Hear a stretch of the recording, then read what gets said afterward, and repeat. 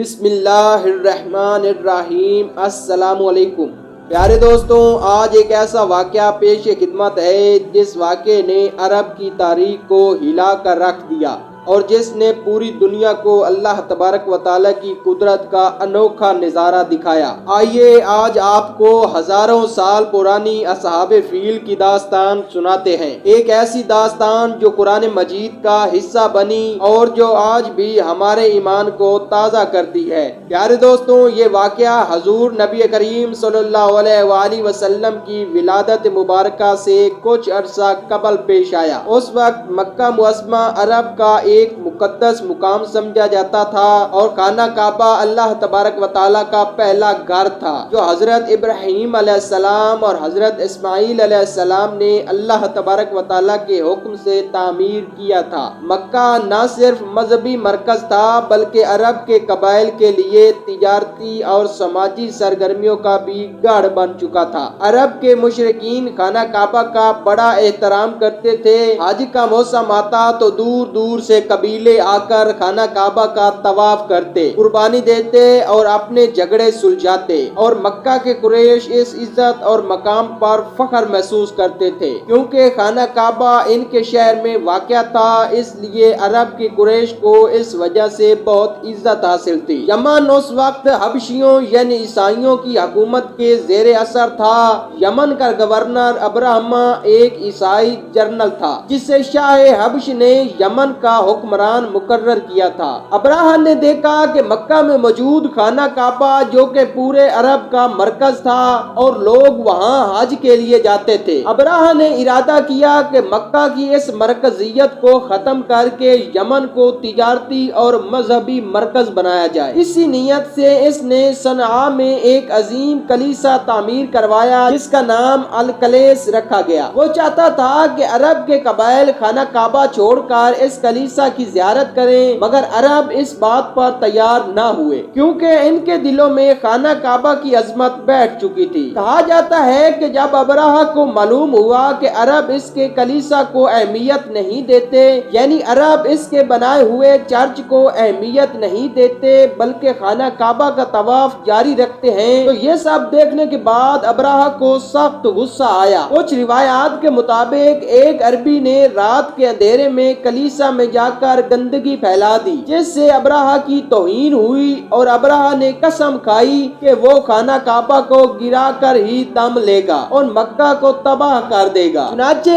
اس نیت سے ابراہ نے ایک بہت بڑا لشکر تیار کیا جس میں جنگی ہاتھی بھی شامل کیے گئے۔ یہ ہاتھی حبشہ سے لائے گئے تھے اور ان میں ایک بہت بڑا ہاتھی بھی تھا جس کا نام تھا محمود۔ اس زمانے میں عربوں نے کبھی جنگی ہاتھی نہیں دیکھے تھے، اس لیے یہ لشکر عربوں کے لیے خوف کی علامت بن چکا تھا۔ ابراہ کا لشکر جب یمن سے مکہ کی جانب روانہ ہوا تو راستے کے کئی قبائل نے اسے روکنے کی پوری کوشش کی، مگر ابراہ کی فوج نے ان سب کو شکست دے دی اور راستے میں دیگر قبائل اس کے مقابلے میں آئے، مگر ابراہ کا لشکر ہاتھیوں کی مدد سے آگے بڑھتا چلا گیا۔ ابراہ جب مکہ کے قریب پہنچا تو اس نے مکہ کے باشندوں کے مال مویشی لوٹ لیے جن میں حضرت عبد المطلب رضی اللہ عنہ کے 200 اونٹ بھی شامل تھے۔ حضرت عبد المطلب رضی اللہ عنہ جو اس وقت قریش کے سردار تھے، آپ اپنے اونٹ واپس مانگنے کے لیے لشکر کے کیمپ میں ابراہ کے پاس پہنچے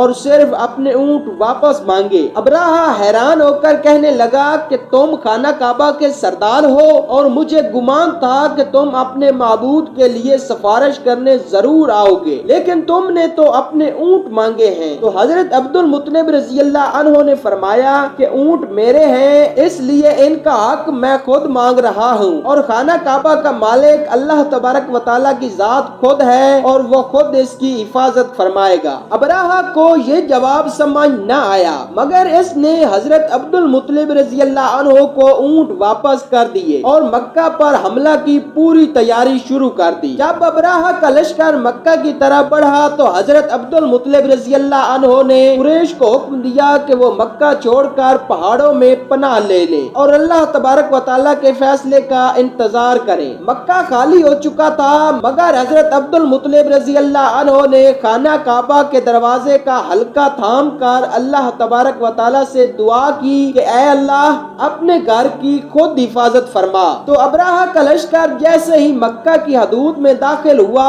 تو اللہ تبارک و تعالی نے ایک نہایت عبرتناک اور عظیم الشان معجزہ ظاہر فرمایا۔ قرآن کریم کی سورۃ الفیل میں اللہ تبارک و تعالی نے فرمایا ہے، جس کا ترجمہ کچھ یوں ہے کہ کیا تم نے دیکھا کہ تمہارے رب نے ہاتھی والوں کے ساتھ کیا کیا؟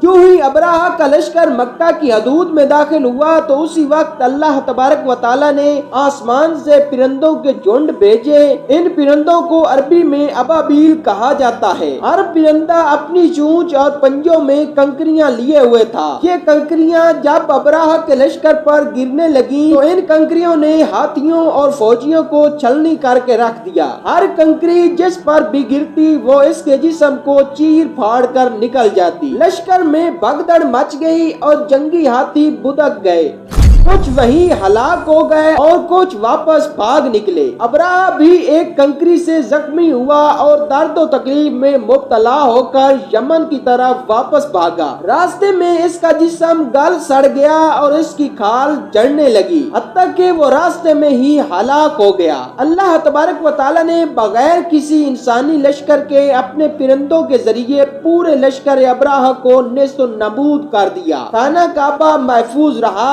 اور اللہ تبارک و تعالی نے مکہ مکرمہ کو کوئی نقصان نہ پہنچانے دیا، اور اللہ تبارک و تعالی کی شان ظاہر ہوئی کہ وہ اپنے گھر کا سب سے بڑا محافظ ہے۔ یہ واقعہ پورے عرب میں مشہور ہو گیا، قریش کی عزت اور بھی بڑھ گئی اور خانہ کعبہ کی مرکزیت پہلے سے زیادہ محفوظ ہو گئی۔ اللہ تبارک و تعالی نے اس واقعے کو قرآن مجید میں محفوظ فرما دیا تاکہ قیامت تک آنے والے لوگ اللہ تبارک و تعالی کی قدرت کو یاد رکھیں۔ اللہ تبارک و تعالی نے قرآن کریم میں فرمایا، جس کا ترجمہ کچھ یوں ہے کہ کیا تم نے نہیں دیکھا کہ تمہارے رب نے ہاتھی والوں کے ساتھ کیا کیا، اور کیا اس نے ان کی چال کو ناکام نہیں کر دیا اور ان پر ابابیل پرندے بھیجے جو ان پر کنکریاں پھینک رہے تھے، بس اللہ نے ان کو کھائے ہوئے بوسے کی طرح بنا دیا۔ پیارے دوستوں، یہ واقعہ ہمیں یہ سبق دیتا ہے کہ اللہ تبارک و تعالی جب چاہے کمزور ترین مخلوق کے ذریعے دنیا کی سب سے بڑی طاقت کو بھی نیست و نابود کر سکتا ہے۔ ہمیں اللہ تبارک و تعالی پر توکل رکھنا چاہیے اور یہ جان لینا چاہیے کہ دنیا کی کوئی بھی طاقت اللہ کے ارادے کے سامنے کچھ بھی نہیں۔ پیارے دوستوں، اگر آپ کو ہماری یہ ویڈیو پسند آئی ہو تو ویڈیو کو ضرور لائک کریں اور مزید اسی طرح کی اسلامی ویڈیوز حاصل کرنے کے لیے ہمارے چینل کو ضرور سبسکرائب کریں۔ ملتے ہیں اگلی ویڈیو میں۔ خدا حافظ۔